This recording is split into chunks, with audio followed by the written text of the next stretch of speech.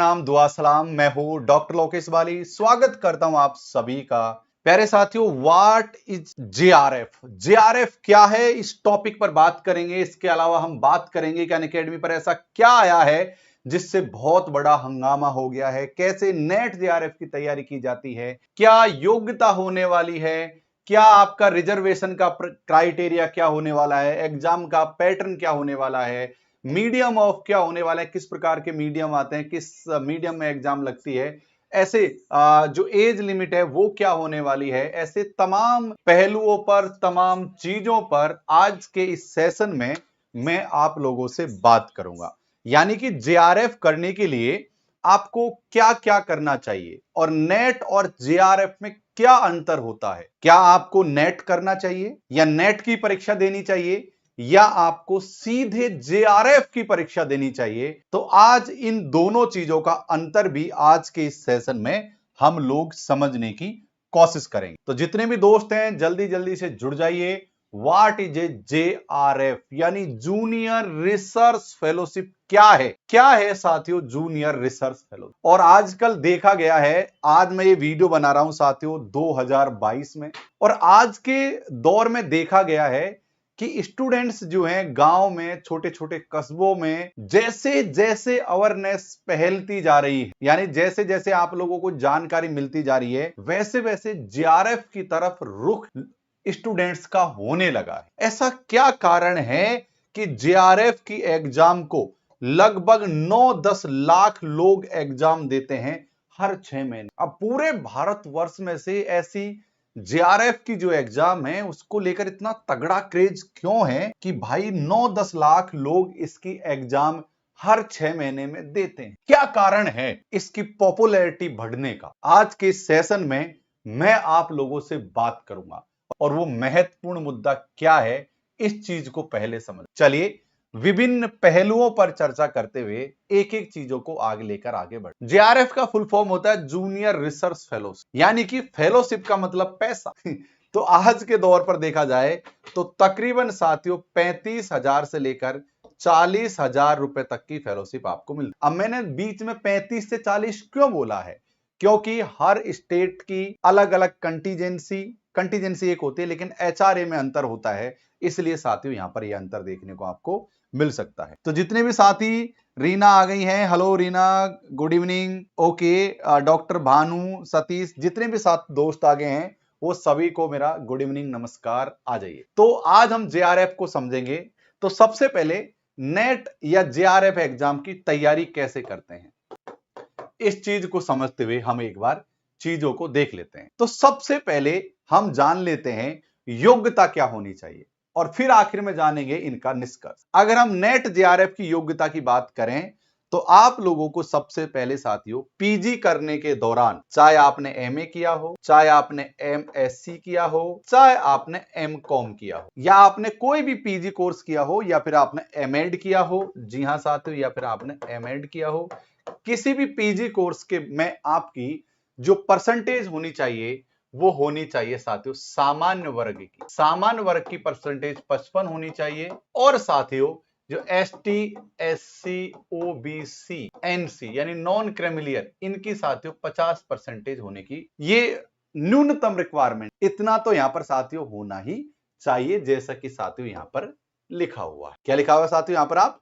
देख पा रहे होंगे, इतना तो साथियों यहां पर लिखा हुआ है कि 55% आपकी जरूरत है यहां पर, और 50% एटलीस्ट 50% मार्क ऑफ पीडब्ल्यू, और ये साथियों ये जितने भी कैटेगरीज आपको शो कर रही। तो ये तो हो गई योग्यता की बात। जो साथी जेआरएफ करना चाहते हैं, जो साथी नेट्स करना चाहते हैं, वो साथियों यहां पर उसकी क्वालिफिकेशन योग्यता ये होनी चाहिए। एक चीज मैं आपको प्रारंभ में ही स्पष्ट कर देना चाहता हूं, प्रारंभ में स्पष्ट ये कर देना चाहता हूं कि नेट और जेआरएफ इनकी कोई अलग अलग एग्जाम नहीं लगती, इन दोनों की एग्जाम एक ही लगती है। आइए आगे इसके विवरण को और अच्छी तरीके से हम लोग समझ लेंगे। नेगेटिव मार्किंग होगी या नहीं होगी, ऐसे तमाम पहलुओं पर आज के इस वीडियो में हम बात करें। तो ये तो मैंने साथियों क्वालिफिकेशन बता दी कि कहीं भी किसी भी विश्वविद्यालय से, यूजीसी से मान्यता प्राप्त हो, वहां पर आपको ये परसेंटेज का होना जरूरी है। अब हम बात कर लेते हैं नेट एग्जाम में फीस कितनी लगती। देखो यह इस वीडियो में मैं स्टेप बाय स्टेप बढ़ रहा हूं। आइए अब हम जान लेते हैं नेट एग्जाम में फीस कितनी साथियों जब भी हम फॉर्म भरते हैं, ये लेटेस्ट आंकड़ा है साथ, अगर आप सामान्य वर्ग से हैं तो आपको फॉर्म भरते समय 1000 रुपए की फीस पे करनी पड़ेगी। अगर आप ईडब्ल्यूएस और ओबीसी जिनमें नॉन क्रिमिलियर हैं तो आपको साथियों 500 रुपए फीस भरनी पड़ेगी, और एसटी एससी पीडब्ल्यूडी हैं तो आपको साथियों 250 रुपए की फीस, जब भी हम नेट जेआरएफ का फॉर्म भरेंगे तब इतनी फीस हमारी लगेगी। यानी जेआरएफ का फॉर्म भरते समय ये फीस साथियों हमारी लगेगी। ये ऑफिशियली डेटा है जो मैं आपके सामने लेकर आया। अब हम बात कर लेते हैं साथियों एग्जाम का पैटर्न क्या है एग्जाम का पैटर्न। लेकिन एग्जाम के पैटर्न पर आगे बढ़ने से पूर्व मैं आपको बता दूं कि अनअकैडमी पर इस समय वर्तमान में लॉकेश 11 रेफरल कोड लगाने से 20% का डिस्काउंट आपको मिल जाएगा। और अगर आप मेरी फ्री क्लास में जुड़ना चाहते हैं तो रोज साथियों सुबह के 10 AM आप मेरी फ्री क्लासेज में जुड़ सकते हो। इनको स्पेशल क्लास कहते हैं, यानी फ्री क्लास कहते हैं। इनमें आप साथियों जुड़ सकते, यानी रोज 10 बजे अनअकैडमी पर मेरी फ्री क्लास होती है। लोकेश कुमार मीणा के नाम से मुझे सर्च करके मुझे वहां पर आप फॉलो कर लीजिएगा। आइए अब हम पैटर्न की बात करते हैं। तो आपको पता है साथियों 50 क्वेश्चन पेपर 1 में और 100 क्वेश्चन साथियों पेपर 2 में आते हैं। ये सामान्य पेपर होता है, इसमें 10 यूनिट होते हैं। यह आपका सब्जेक्ट का होता है और 3 घंटे का साथियों पेपर होता है। नेट और जेआरएफ का एक ही पेपर होता है, तो ये सारी चीजें दोनों पर अप्लाई होने वाली है। आइए अब हम जान लेते हैं net exam medium of question paper. क्या आपके मीडियम ऑफ क्वेश्चन पेपर क्या होने वाला है, किस मीडियम में आपका क्वेश्चन पेपर आएगा। प्यारे साथियों लिख रखा है the medium of question paper. यहां पर हिंदी और इंग्लिश में साथियों आने वाले हैं, यानी केवल हिंदी और इंग्लिश में ये पेपर आपको देखने को मिले, यानी कि हिंदी और इंग्लिश में आप दोनों ही लैंग्वेज में इस एग्जाम को दे सकते हो और उस समय एक साथ भी दोनों लैंग्वेज को देख सकते हो। जैसे बहुत से लोग कहेंगे सर हमने हिंदी भर दिया लेकिन हिंदी समझ नहीं आया तो इंग्लिश देखेंगे, तो वहां पर आपको लैंग्वेज चेंज करने का ऑप्शन मिलता है। और जिन लोगों ने इंग्लिश भर दिया वो हिंदी को भी देख सकते हो। यानी एग्जाम का जो दी जाएगी उस समय आपको मीडियम चुनने की आजादी नहीं है, आपको डायरेक्ट इन्हीं दो तरीके से एग्जाम का पैटर्न देखने को मिलेगा। ध्यान रहे अनअकैडमी पर रोज फ्री क्लास होती है मेरी सुबह के 10 बजे। लॉकेश 11 कोड लगाकर अनलॉक कर लीजिए सारी क्लासेज। कोड है साथियों लॉकेश 11। इस कोड को लगाने से आपकी सभी क्लासेज अनलॉक हो जाएंगी। ध्यान रहे लॉकेश 11 के बीच में कोई प्रकार का गैप नहीं। अब हम बात कर लेते हैं जेआरएफ की एज लिमिट क्या है एज लिमिट। हाँ, सबसे पहले बात असिस्टेंट प्रोफेसर अर्थात नेट के लिए किसी प्रकार की एज लिमिट नहीं है। अगर आप 60 साल के हैं, 75 साल के, 90 साल के हैं, तब भी साथियों यहां पर आप एग्जाम दे सकते हो। लेकिन यहां पर हम बात करेंगे साथियों जेआरएफ के बारे में। जेआरएफ की बात करेंगे साथियों तो यहां पर आपकी जो एज होनी चाहिए साथियों वो होनी चाहिए 31 साल। आपकी 31 साल से अधिक एज नहीं होनी चाहिए, इस बात का ध्यान। जबकि ये सामान्य वर्ग की एज में आपको साथियों बतला रहा हूं। अब मैं बहुत बड़ा कंफ्यूजन आपके मन में यहां पर ले आता हूं। अब यहां से पढ़ते जाओ। A relaxation of up to 5 year is provide to be candidate कौन कौन से हैं, ओबीसी, इनको 5 साल की छूट मिलेगी। इसके अलावा ST SC PW third gender and 2 women applicants. ये सबसे महत्वपूर्ण बात है जो मैं आपको बताना चाह रहा था। ये जो एज का क्राइटेरिया है सामान्य वर्ग मेल के लिए 31 साल सामान्य वर्ग मेल के लिए है, जबकि सामान्य वर्ग फीमेल क्या है साथियों 31 + 5 = 36। यानी 36 साल की एज तक सामान्य वर्ग की फीमेल भी जेआरएफ की एग्जाम दे सकती। रिपीट कर रहा हूं, आपके सामने ऑफिशियली डेटा यहां पर लिख रखा है, आप इनको साथियों एक बार पढ़ सकते हैं। Okay clear. आइए अब मैं आगे की बहुत सारी डिटेल बताने से पूर्व एक बार मैं आपको बता दूं कि हमारे यहां पर क्या डिस्काउंट का ऑफर चल रहा है। लॉकेश 11 कोड लगाने से 18 जुलाई से लेकर 22 जुलाई तक आपको 20% का डिस्काउंट देखने को मिल जाएगा। आइए अब हम बात करते हैं साथियों रिजर्वेशन क्राइटेरिया क्या होने वाला, आपको किस रिजर्वेशन के तहत इस एग्जाम को भरना। देखो अब रिजर्वेशन का थोड़ा सिस्टम अलग हो गया है। अब क्या है साथियों, एसटी पहले एसटी को मिला करता था, एससी और ओबीसी 3 कैटेगरियों को रिजर्वेशन मिला करता था।